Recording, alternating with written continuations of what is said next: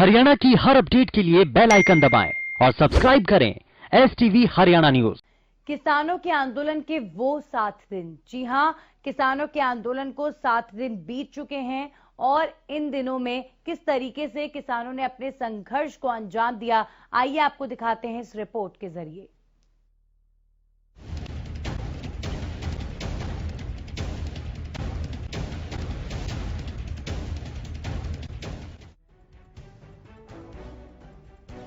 तीन कृषि कानूनों के विरोध में 2 दिनों के लिए शुरू हुआ किसानों का आंदोलन 7वें दिन भी रहा। इन 7 दिनों में किसानों और पुलिस के बीच जमकर झड़प भी हुई, केंद्र और किसानों की बैठक भी हुई और किसानों का आंदोलन एक गंभीर मुद्दा बन गया। आपको एक एक कर सभी 7 दिनों की तस्वीरों से रूबरू कराते हैं।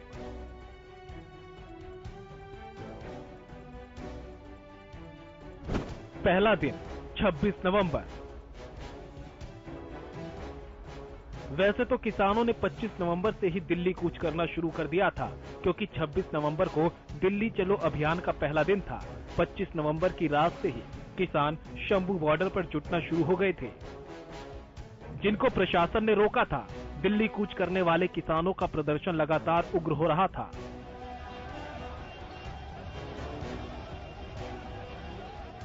तस्वीरों में आप देख सकते हैं कि किस तरह किसानों ने बैरिकेडिंग हटाई और लगातार आगे बढ़ते रहे। किसान जब नहीं रुके तो सुरक्षा बलों ने अन्नदाताओं पर वाटर कैनन का इस्तेमाल किया। इतना ही नहीं, किसानों पर आंसू गैस के गोले भी छोड़े गए।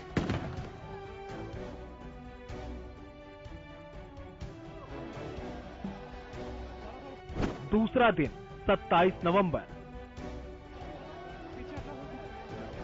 उधर 27 नवंबर आते आते प्रदर्शन अपने रौद्र रूप में आ चुका था। किसानों का दिल्ली कूच करने का दूसरा दिन था। दूसरे दिन हरियाणा दिल्ली बॉर्डर पर स्थिति तनावपूर्ण हो गई थी। टीकरी बॉर्डर पर पुलिस और किसानों में झड़प भी हुई थी, जिसमें सैकड़ों किसान गंभीर रूप से घायल हो गए थे। इस दिन भी किसानों पर वाटर कैनन का इस्तेमाल किया गया था। यहाँ तक कि सिंघू बॉर्डर पर किसानों के ऊपर आंसू गैस के गोले भी दागे गए थे।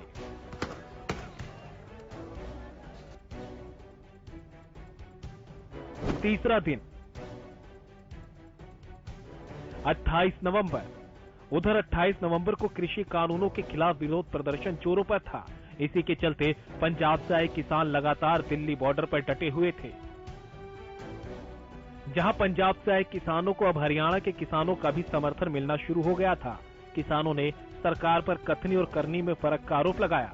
किसानों का कहना था कि सरकार कहती कुछ है और करती कुछ और है। MSP को लेकर किसानों ने कहा कि किसान को लागत से भी कम रेट मिल रहे हैं, इसलिए किसान कृषि कानूनों में बदलाव की मांग कर रहे हैं। 28 नवंबर को सरकार ने आक्रामक प्रदर्शन को देखते हुए थोड़े अपने पैर खींचे और मध्यस्थता बनाने की कोशिश की। इस दिन से किसानों ने बॉर्डर पर ही अपना डेरा जमा लिया। सरकार ने किसानों को प्रदर्शन के लिए दिल्ली के बुराड़ी मैदान की पेशकश की।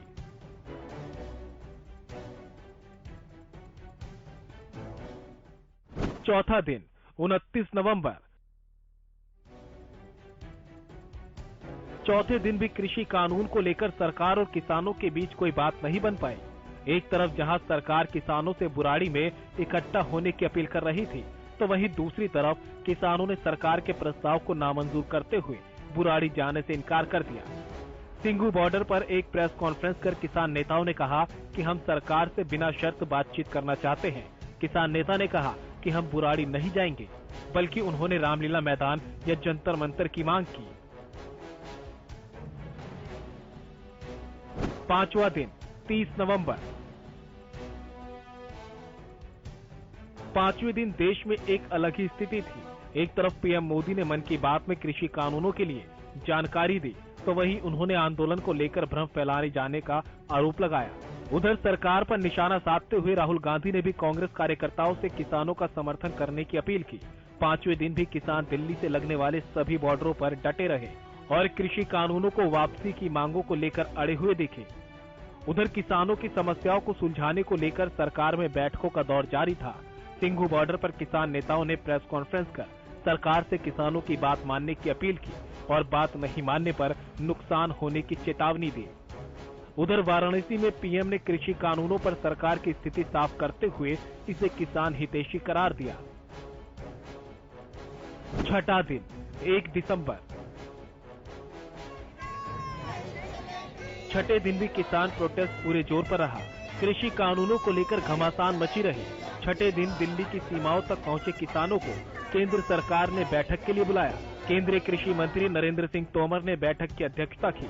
इस बीच केंद्र सरकार ने किसान संगठन समिति का प्रस्ताव रखा, जिसे किसानों के प्रतिनिधियों ने ठुकरा दिया। किसान लगातार कृषि कानूनों को वापस लेने की मांग कर रहे हैं, तो वहीं ये भी सामने आया कि किसानों ने कहा कि अब समिति बनाने का समय नहीं है। बताया जा रहा था कि किसानों के साथ हुई सरकार की बैठक बेनतीजा रही थी, तो वहीं केंद्रीय कृषि मंत्री नरेंद्र सिंह तोमर ने कहा कि किसानों के साथ बातचीत अच्छी रही। 7वां दिन 2 दिसंबर। प्रदर्शन का 7वां दिन यानी आज अभी भी प्रदर्शन जारी है। आज भी टेकरी बॉर्डर पर किसानों की बैठक हुई। बैठक में कानून पर आपत्तियों की लिस्ट तैयार की गई। उधर जींद में खाप पंचायतों ने दिल्ली कूच शुरू कर दिया। पंचायतों का कहना है कि अगर 3 दिसंबर को सरकार से बातचीत नहीं बनती तो वो दिल्ली जाने वाले फल, दूध, सब्जियों की सप्लाई बंद कर देंगे। यहाँ किसान नेता घर घर जाकर लोगों से दिल्ली चलने की अपील कर रहे हैं। जींद की सर्वजातीय दादड़ खाप के सैकड़ों प्रतिनिधियों और किसान दिल्ली के लिए निकल गए। कूच से पहले खाप पंचायतों ने डोर टू डोर जाकर लोगों को दिल्ली आने की अपील की। वहीं आज किसानों ने सीएम आवास के घेराव की भी कोशिश की।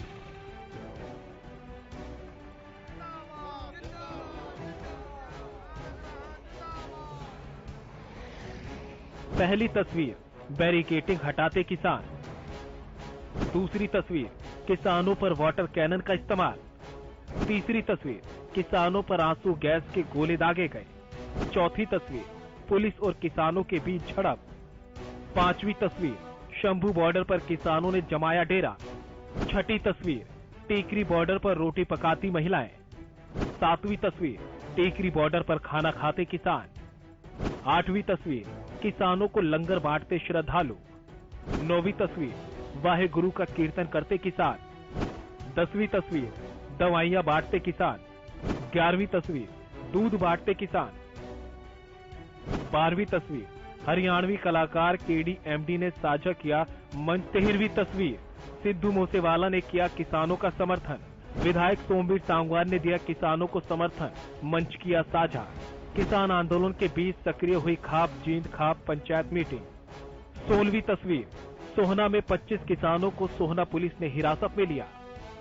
17वीं तस्वीर, ट्रैक्टर में सवार होकर किसान आंदोलन में समर्थन देने के लिए जाते हुए। 18वीं तस्वीर, किसान आंदोलन के लिए बनाए जा रहे लड्डू। 19वीं तस्वीर, चंडीगढ़ पंजाब यूथ कांग्रेस का जोरदार प्रदर्शन। 20वीं तस्वीर, बॉर्डर पर यात्रियों को परेशानी। अब तक पूरे आंदोलन को देखते हुए किसानों की मांगों को लेकर कोई स्थायी समाधान नहीं निकाला गया। सरकार की तरफ से भी लगातार वार्ता का न्योता आ रहा है, लेकिन किसान कृषि कानूनों को वापस लेने की मांग पर अड़े हुए हैं। ऐसे में यही अंदाजा लगाया जा रहा है कि सरकार अन्नदाताओं को मनाने का जल्द ही कोई न कोई रास्ता निकाल लेगी, जिससे ये विरोधाभास खत्म हो जाएगा। Bureau report, Haryana news.